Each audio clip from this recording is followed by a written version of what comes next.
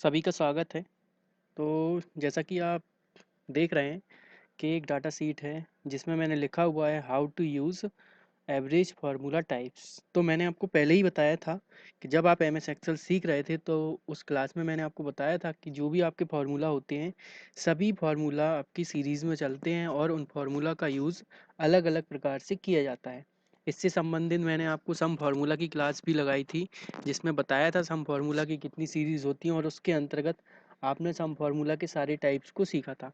ठीक उसी प्रकार से एवरेज फार्मूला होता है जिसका यूज़ हम 3 प्रकार से करते हैं। तो तीनों प्रकार के फार्मूला का यूज़ कैसे किया जाता है वो आज की क्लास में आप सीखने वाले हैं। तो उसके पहले आपको ये मालूम होना चाहिए कि एवरेज का मतलब क्या होता है। तो मैंने आपको पहली क्लास में ही बताया था कि एवरेज का मतलब होता है औसत निकालना। तो औसत हमेशा सभी आंकड़ों को जोड़ के और आंकड़ों की संख्या का भाग कर कर ही निकाला जाता है, लेकिन एम एस एक्सेल में आपको ऐसा नहीं करना है। एम एस एक्सेल में आपका क्या होता है, फार्मूला होता है। उसी फार्मूला के आधार पे आप क्या करते हो, एवरेज को फाइंड करते हो। तो जैसा कि आप सीट में देख रहे हैं कि मैंने यहाँ पर कुछ बच्चों की परसेंट ली है और यहाँ पर लिया है कि वो लड़का है या लड़की है, यानी कि उनका जेंडर लिया है। इसके अलावा हमने ये भी लिया है कि किस ब्रांच से कौन सा बच्चा हमारे यहाँ पर पढ़ता है। इसके अलावा हमें यहाँ पर फाइंड जो करना है, तो इधर पे आपने डाटा शीट में देख रहे होंगे कि 3 प्रकार की चीज़ों को बनाकर रखा है। Total average, only boys, only girls. यहाँ पर बॉयज़ छतरपुर, बॉयज़ पन्ना, गर्ल्स छतरपुर और गर्ल्स पन्ना।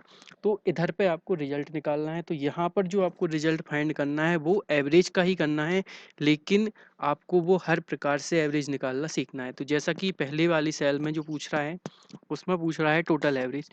तो टोटल एवरेज आपको सभी लोगों का एक साथ निकालना है। जो पहली क्लास में आपने फार्मूला सीखा था, फार्मूला लगाने के लिए सबसे पहले आप लिखोगे क्या, एवरेज का फार्मूला। तो पहले आप क्या लगाओगे, बराबर। बराबर लगाने के बाद आपको मालूम है आपको क्या लिखना है, एवरेज। एवरेज लिखने के बाद आप क्या लगा दोगे, ब्रैकेट लगा दोगे। इसके बाद आपको जिन नंबर्स का एवरेज निकालना है उन नंबर्स की रेंज को सिलेक्ट कर लेंगे। तो यहाँ से आप सिलेक्ट कर देंगे। तो इस तरीके से आप देख रहे हैं कि E3 से लेके E12 तक जितने भी नंबर लिखे गए हैं उन सभी का एवरेज निकल कर यहाँ पर आ जाएगा कि एवरेज हमारी जो टोटल 10 बच्चे हैं उनका एवरेज रिजल्ट कितना आया, तो 83.8%। इसके अलावा जो आपके फार्मूला हैं वो यहाँ से स्टार्ट हो जाएंगे। एवरेज फार्मूला बेसिकली आपको आता है, बेसिक फार्मूला है। लेकिन इसके अलावा जब हम कंडीशनल फार्मूला लगाते हैं, जैसा कि हमें फाइंड करना है कि हमारी जो संस्था है उसमें लड़कों की परसेंट का औसत कितना है, यानी कि हम कंडीशन लगाकर एवरेज को फाइंड करना चाहते हैं, तो कंडीशनल फार्मूला आपको यूज़ करना है। तो कंडीशनल आपको एवरेज निकालना है।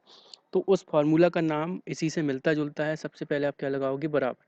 बराबर लगाने के बाद आप क्या लिखोगे, एवरेज। अब कंडीशन है वो भी आपकी एक, तो आप क्या लिखोगे, आई एफ। इसके बाद आप लगा दोगे ब्रैकेट, क्योंकि आपको एक कंडीशन के साथ फार्मूला लगाना है तो आप एवरेज इफ का यूज़ करोगे। और कंडीशन क्या है हमारी कि जो एवरेज होना चाहिए किनका होना चाहिए, बॉयज़ का। तो आपने एवरेज इफ लिखा। इसके बाद आपको रेंज सेलेक्ट कर देना है जिस रेंज में आपने लिखा है कि बॉय और गर्ल है, यानी कि जेंडर वाले कॉलम की रेंज आपको सेलेक्ट करके यहाँ पर कर देना है। फिर इसके बाद आपको क्या लगा देना है, कॉमा। फिर वो आपसे पूछेगा क्राइटेरिया। तो क्राइटेरिया में हमेशा वो लिया जाता है जो हमें खोजना है। तो हम निकाल किसको रहे हैं, बॉयज़ को। तो यहाँ पर हम लिखेंगे बॉयज़, या किसी भी बॉय वाली सेल पर आप क्लिक कर दोगे। इसके बाद कॉमा लगा के हमें फाइंड क्या करना है, एवरेज को। तो आप एवरेज वाली जो आपके कॉलम है उसकी रेंज सेलेक्ट कर देंगे और यहाँ से ब्रैकेट बंद कर देंगे। तो जो लड़कों का एवरेज होगा वो निकल के आएगा 83.166। ये बिल्कुल सही निकल कर आता है। यदि आपको लग रहा है कि गलत है तो आप इसकी जांच कर सकते हैं। इसके अलावा जो नीचे वाली सेल है उसमें हमें फाइंड क्या करना है कि हमारी जो संस्था है उसमें गर्ल्स ने कितना एवरेज रिजल्ट दिया। तो उसके लिए भी आप यही फार्मूला यूज़ करोगे, क्योंकि एक ही कंडीशन है। सबसे पहले आप बराबर लगाओगे। इसके बाद लिखोगे एवरेज इफ। एवरेज इफ लिखने के बाद आप ब्रैकेट लगाओगे। फिर से आपको वही वाली रेंज सेलेक्ट करना है, क्योंकि आपकी रेंज वही रहेगी, लेकिन कॉमा लगाने के बाद जो क्राइटेरिया है वो हमारा बदल जाएगा, क्योंकि अब हम किसको फाइंड कर रहे हैं, गर्ल्स की परसेंट को। तो गर्ल्स की परसेंट के एवरेज को निकालने के लिए किसी भी एक सेल में जहाँ पर गर्ल लिखा हो उस पर आप क्लिक कर दो। फिर कॉमा लगाने के बाद हमें क्या निकालना है, एवरेज। तो यहाँ से आप एवरेज वाली कॉलम की रेंज को सिलेक्ट करके ब्रैकेट यहाँ से बंद कर देंगे। तो आप देखेंगे कि जितना जो गर्ल्स का एवरेज आ रहा होगा वो निकल के यहाँ पर आ जाएगा।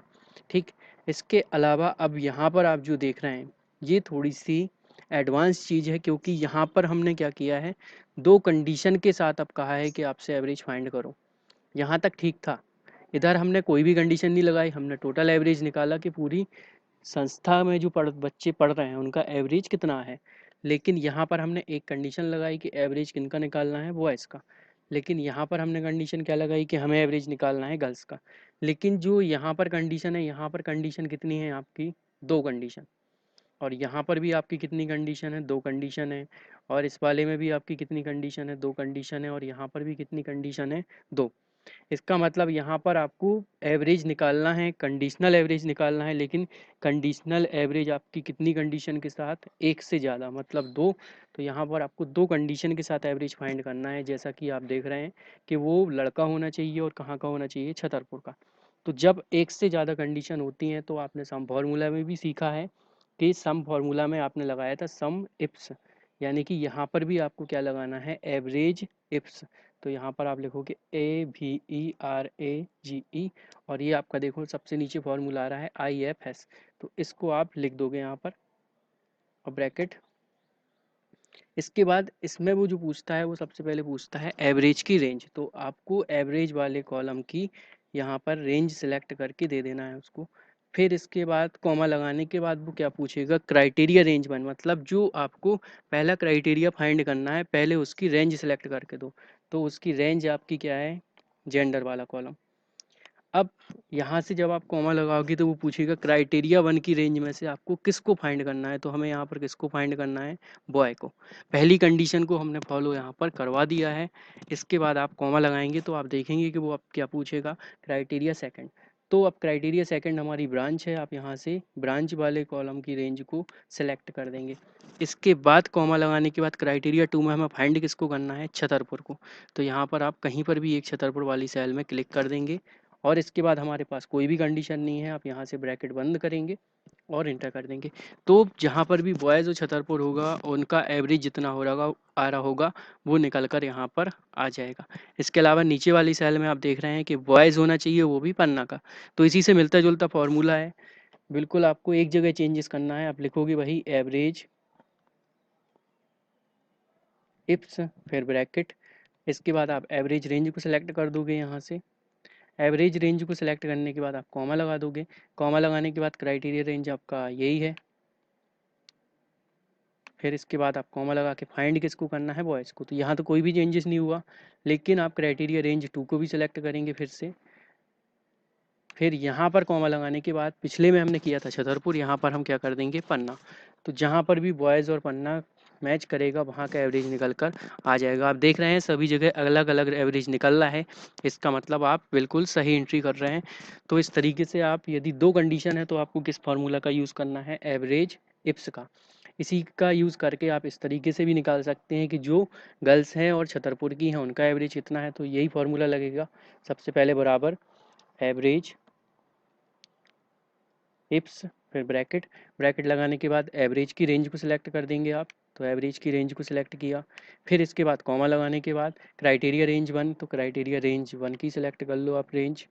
फिर इसके बाद कॉमा लगा के फाइंड किसको करना है, अब गर्ल को। पिछली बार किसको कर रहे थे, बॉय को। कॉमा लगा दिया। कॉमा लगाने के बाद क्राइटेरिया रेंज हमारी टू क्या है, ब्रांच। ब्रांच को सिलेक्ट कर दिया। इसमें से हमें फाइंड किसको करना है, छतरपुर को। फिर इसके बाद हमें क्या करना है, ब्रैकेट बंद और यहाँ से इंटर। तो जहाँ कहीं भी छतरपुर और गर्ल आ रही होगी उनका एवरेज निकल कर आ जाएगा। इसी का यूज़ करके आप इस गर्ल पन्ना का भी निकाल सकते हैं कि जो पन्ना की गर्ल्स हैं उनका एवरेज रिजल्ट कितना आया है। तो सेम यही फॉर्मूला आपका लगेगा, सबसे पहले बराबर लिखोगे आप एवरेज इप्स, फिर इसके बाद ब्रैकेट। सबसे पहले आप एवरेज की रेंज सेलेक्ट कर दोगे।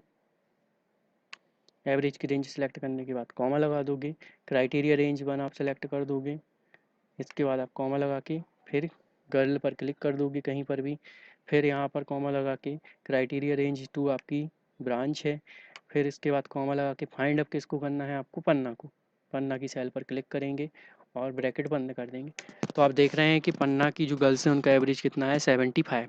तो आप देख रहे हैं कि आपने तीनों फार्मूला की सीरीज़ सीखी है और तीनों फार्मूला का यूज़ कैसे करना है आपको निकालना आ गया है। तो आज आपने जो फार्मूला सीखे उनका नाम मैं यहाँ पर लिख रहा हूँ।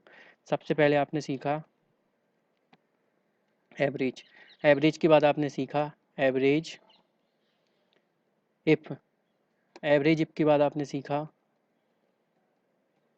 Average ifs.